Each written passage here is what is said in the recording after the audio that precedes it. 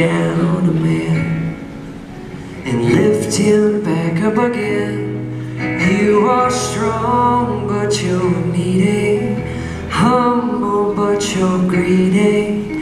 And based on your body language and shoddy cursive I've been reading, your style is quite selective, though your mind is rather reckless. Well, I guess it just suggests that this is just what happiness is. What a beautiful mess this is.